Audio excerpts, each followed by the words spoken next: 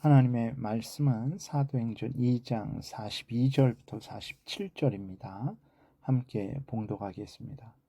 그들이 사도의 가르침을 받아 서로 교제하고 떡을 떼며 오로지 기도하기를 힘쓰니라.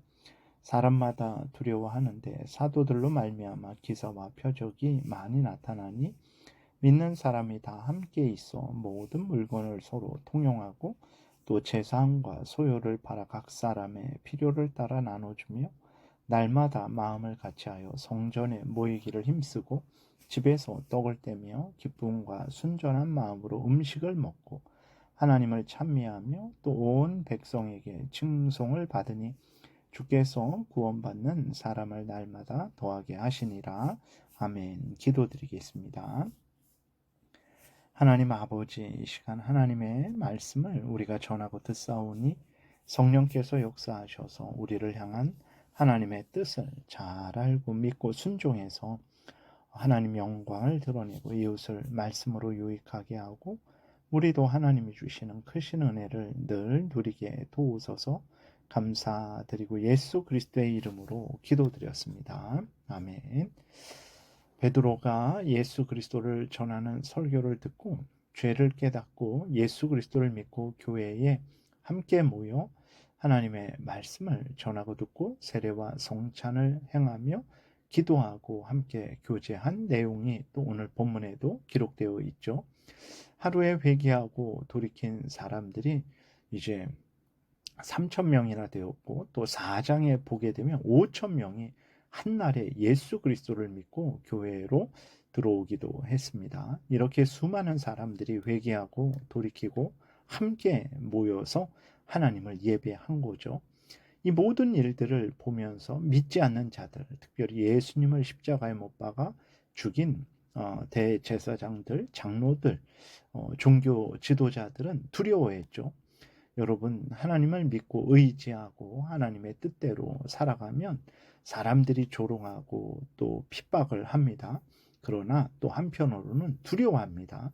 왜 그렇습니까?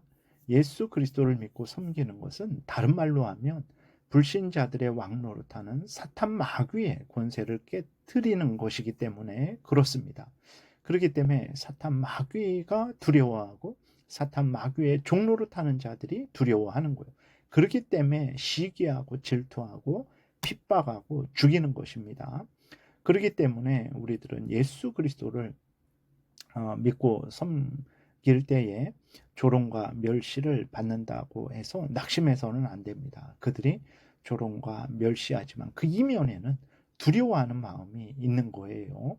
사탄이 멸망당하고 사탄의 종로로 타는 자기들의 죄가 드러날까봐 그 죄에 대한 하나님의 공의의 진노의 심판을 어느 정도 알게 되는 거죠. 그래서 두려워합니다. 그렇기 때문에 우리가 조롱과 멸시를 받더라도 낙심하지 말고 멈추지 말고 계속해서 하나님의 영광을 위해서 앞으로 나아가야 되는 거죠.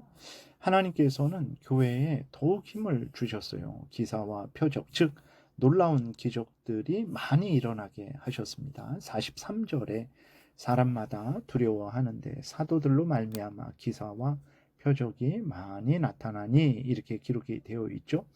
여러분, 하나님의 명령을 따르면 하나님이 우리를 도우십니다. 우리에게 필요한 양식을 주시고 또 다른 악한 사람들을 두렵게 하셔서 우리를 침해하지 못하게 하십니다. 그러므로 하나님을 굳게 믿고 섬기시기 바랍니다. 그런데 한편으로는 하나님을 잘 믿고 섬겨도 우리가 복되지 않고 악한 자들이 더욱 횡행하는 경우가 너무나 많죠. 조롱당하고 핍박받는 교회가 더 조롱당하고 핍박받는 일들이 이제 생기죠. 어떻게 된 일인가? 하나님께서는 베드로 당신은 도와주셨고 도와주셨지만 지금은 도와주시지 않는 것인가? 이러한 생각을 할 수 있죠. 결코 아닙니다. 하나님께서 하나님의 뜻을 이루시는 데 있어서 하나님은 여러 방법을 사용하십니다. 오늘 본문과 같이 여러 기사와 표적을 나타내 보이셔서 하나님의 교회를 도우시고 불신앙을 가진 자들을 두렵게 하시기도 합니다. 그러나 또 하나님이 어렵고 힘든 것을 통해서 교회를 훈련시키고 또 교회를 핍박하는 것을 하나님께서 허용하는 것을 통해서 악한 자들의 그 죄악을 밝히 드러내시기도 하는 거예요. 그러므로 기사와 표적이 있으면 있는 대로 하나님의 뜻을 드러내시고 교회를 인도하시는 것이고, 기사와 표적이 없으면 없는 대로, 고난이 있으면 고난이 있는 대로 하나님께서 또 교회를 보호하시고 인도하신다라는 것을 우리는 분명히 믿어야 되겠습니다. 중요한 것은 기사와 표적이 있으면 있는 대로, 없으면 없는 대로 우리는 하나님을 믿고 의지하며 우리 구주 예수 그리스도를, 구주 되신 예수 그리스도를 온 세상에 전하면 되는 것입니다. 그러면 하나님이 이렇게 저렇게 이 모양 저 모양 우리를 도와주실 것입니다. 이것을 굳게 믿으시기 바랍니다. 이제 특별히 44절부터 보게 되니까 초대교회에는 서로 사랑함이 차고 넘친 것을 우리가 확인을 할 수 있어요. 44절부터 46절에 보게 되니까 믿는 사람이 다 함께 있어 서로 모인 거죠.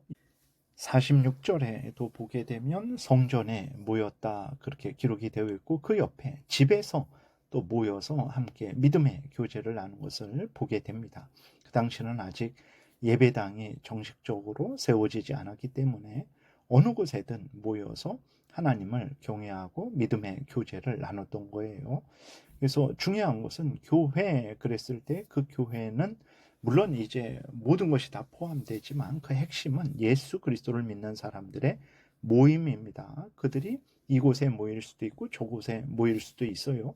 그 예수 그리스도를 믿는 사람들의 모임을 교회라고 하는 것입니다. 그래서 오늘날에는 건물을 교회라고 그렇게 하죠. 아닙니다. 예수 그리스도를 믿는 사람들의 모임이 교회예요. 물론 그들이 이곳에 예배당으로 삼고 이곳에 모였다 그랬을 때 그 전체를 교회라고 하죠. 그러나 핵심적으로는 건물은 예배당이고 교회는 예수 그리스도를 믿는 사람들의 모임이라는 것을 우리가 항상 생각해야 되겠습니다. 교회가 모여서 어떻게 했습니까? 모든 물건을 서로 통용을 했어요. 또 재산과 소유를 팔아 각 사람의 필요를 따라 나눠주며 날마다 마음을 같이하여 성전에 모이기를 힘쓰고 집에서 떡을 떼며 기쁨과 순전한 마음으로 음식을 먹고 기록되어 있습니다. 예수 그리스도 안에서 한 형제 자매된 자들로서 서로 사랑을 하는데 어느 정도까지 사랑을 합니까? 마음으로만 말로만 사랑하는 것이 아니라 자신의 재산과 소유를 팔았다 그랬어요. 그래서 필요를 따라 어려운 사람들에게 또 무엇이 필요한 사람들에게 나눠주면서 함께 신앙생활을 했다라는 것입니다. 날마다 마음을 같이 하고 또 물질을 서로 나누면서 예수 그리스도 안에서 한 형제 자매로서 신앙생활을 한 것이죠. 참으로 유무상통하는 그러한 신앙생활을 한 거예요. 얼마나 감사합니까? 오늘날도 여러분 이렇게 옆에 계신 집사님이 한 형제 자매로 보입니까? 아니면 남으로 보입니까? 물론 남이죠. 그러나 예수 그리스도 안에서 한 형제 자매라는 것은 그것을 항상 생각을 해야 됩니다. 여러분 가족들이 모두 천국에 갈까요? 아닙니다. 천국에 못 가는 가족도 많아요. 예수 그리스도를 믿지 않으면. 근데 교회에서는 정말 예수 그리스도를 믿는 모든 성도들은 천국에 갑니다. 그래서 천국에서 가족들보다도 더 성도들을 더 많이 만나겠죠. 그렇기 때문에 우리가 이 땅에서 신앙생활 할 때 옆에 있는 성도들을 예수 그리스도 안에서 한 형제 자매된 내 형제 자매라고 여러분들이 분명히 믿으시고 그들과 함께 마음을 같이 하고 또 함께 한 신앙을 갖고 한 하나님을 섬기며 함께 서로 돕고 위로하고 격려하고 같이 울고 같이 웃는 신앙생활을 해야 되는 것입니다.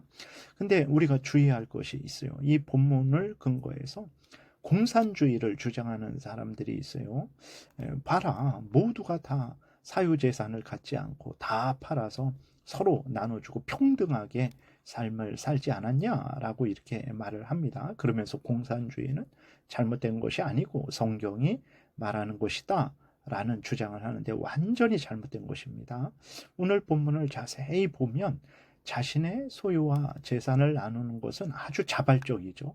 뭐 공산당이 억지로 강요하고 손가락질하고 빼앗고 그래서 마지못해 나눈 것이 아닙니다. 모두가 다 자발적으로 그런 거예요. 그리고 또 하나는 모두가 자신의 소유를, 자신의 재산을 팔지 않았다라는 것을 우리가 잊지 말아야 되는 것입니다. 사도행전 5장에도 보게 되면 아나니아하고 삽비라가 이제 재산을 팔고 그 절반은 감추고 절반을 내면서 전 재산이다라고 하면서 하나님을 속였죠. 성령님을 속였습니다. 교회를 속였어요. 그때 베드로가 뭐라고 말합니까? 사도행전 5장 4절에 보게 되니까 땅이 그대로 있을 때에는 내 땅이 아니며 판 후에도 내 마음대로 할 수 없더냐? 이렇게 베드로가 아나니아에게 말을 합니다. 무슨 말입니까? 너의 것이다. 네가 팔지 않고 감사함으로 그 땅을 내가 사용해도 된다. 그러면 그것을 팔았냐? 팔았으면 그것을 꼭 하나님께 바쳐야 되냐? 그러지 않다. 근데 왜 하나님 앞에 거짓말을 하느냐라고 누가 억지로 팔게 했느냐라고 하면서 아나니아를 책망을 하는 내용이 기록되어 있죠. 여러분 절대로 이 본문을 가지고 공산주의의 어떤 근거로 삼는 것은 있을 수 없는 일입니다. 오늘 본문에 보게 되면 부자들을 악인으로 여기면서 부자들의 가난한 자들은 선이고 그런 내용이 있습니까? 그러지 않습니다. 예수 그리스도 안에서는 부자나 가난한 자나 높은 자나 낮은 자나 상관없어요. 모두가 가난해야 되고 모두가 평등해야 되고 모두가 낮아져야 되고 그런 거 없습니다. 예수 그리스도 안에서는 하나님이 주신 그 사명을 자기가 받고 함께 서로 협력하며 의지하며 살아가면 되는 것입니다. 엊그제 동계올림픽에서 최가운 선수가 금메달을 땄죠. 그냥 신문을 통해서 본 것입니다. 근데 그 선수가 강남에 살고 비싼 아파트에 산다고 하니까 이제는 축하해 주는 것이 아니라 오히려 미워하죠. 축하 현수막도 걸지 못하게 합니다. 여러분, 그 사람이 강남에 살고 비싼 아파트에 살고 돈이 많다고 하면 돈이 많다고 해서 올림픽에 나가지 못합니까? 그 사람이 금메달을 딴 것이 돈으로 딴 것입니까? 참으로 우리 그 대한민국의 그 국민들의 마음과 태도가 참으로 심각한 상태에 이른 것 같아요. 아니 그러면 그 최가운 선수를 비판하는 그 사람들, 자기들은 강남에 살지 않고 몇 천만 원 되는 아파트에 이렇게 산다고 해보세요.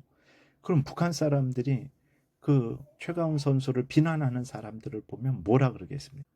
북한 사람들에게는 그들이 바로 강남에 사는 것과 똑같은 거예요. 그러니까 당신들도 올림픽에 나가지도 말고 당신들도 영광을 받지 말아라. 그러면 그렇게 하겠습니다. 라고 하겠어요. 참으로 우리나라 대한민국의 국민들의 마음에 그러한 마음의 상태와 태도가 심각합니다. 오늘 본문과는 전혀 다른 마음과 태도를 가지고 있는 거예요. 오늘 본문을 자세히 보세요. 교회 안에 부자도 있고 가난한 자도 있습니다. 서로 함께 섞여 살면서 하나님이 이 사람에게 주신 것을 인정하고 감사하고 그 하나님이 주신 것을 또 적극적으로 기뻐하고 보호하고 또 하나님이 나에게 주신 것을 인정하고 기뻐하고 즐거워하고 하나님이 주신 나에게 주신 것을 또 이렇게 잘 지키고 또 그것을 올바로 사용하고 그러는 것이 교회이지 부자니까 당장 팔아라 우리랑 같이 나눠 갖자 그런 것이 어디 있습니까? 사악한 공산주의 생각과 같은 그러한 내용이 어디 있습니까? 이것이 공산주의를 이렇게 적극적으로 옹호하는 본문이 되겠습니까? 절대로 그러지 않습니다. 예. 다음에 하나님의 말씀을 따라 살아가는 자들에게 하나님이 다른 구원받는 사람들을 도와십니다. 47절에 보니까 하나님을 찬미하며 또 온 백성에게 칭송을 받으니 주께서 구원받는 사람을 날마다 도하게 하시니라 그랬어요. 하나님께서 교회를 통해 구원할 사람을 부르시고 또 교회를 통해 하나님의 백성들을 양육하시는 것이죠. 교회는 하나님의 집이요 기둥과 터입니다.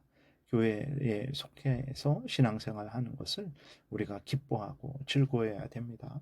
옆에 있는 성도는 누굽니까? 예수 그리스도 안에서 나의 형제 자매된 자예요. 그가 부자라고 해서 시기하고 질투하고 달란트가 많다고 재능이 많다고 해서 시기하고 질투하고 그것을 빼앗아서 서로 나누어 갖자라는 것이 교회입니까?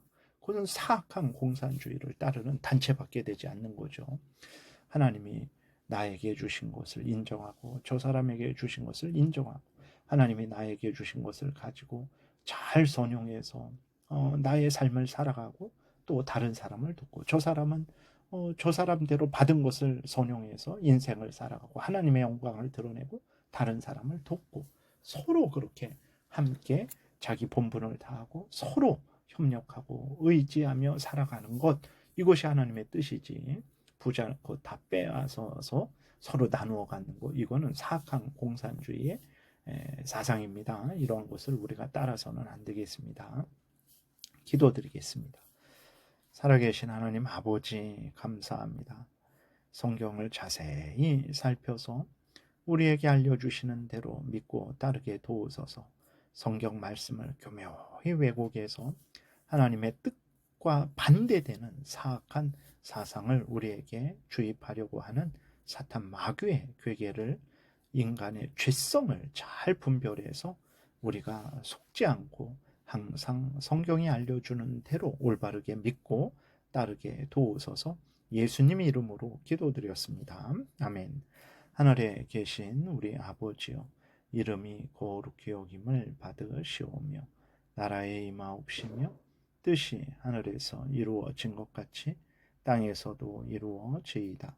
오늘날 우리에게 일용할 양식을 주옵시고 우리가 우리에게 죄 지은 자를 사하여 준 것 같이 우리의 죄를 사하여 주옵시고 우리를 시험에 들게 하지 마옵시고 다만 악에서 구하옵소서. 대개 나라와 권세와 영광이 아버지께 영원히 있사옵나이다. 아멘. 지금은 우리 구주 예수 그리스도의 은혜와 하나님 아버지의 크신 사랑과 성령의 교통하심, 예수 그리스도 안에서 한 형제 자매된 자로서 서로를 인정하고 사랑하고 협력하며 함께 신앙생활하고자 은혜 구하며 돌아가는 하나님의 택한 백성들 머리 위에 지금부터 영원토록 함께 있을지어다. 아멘.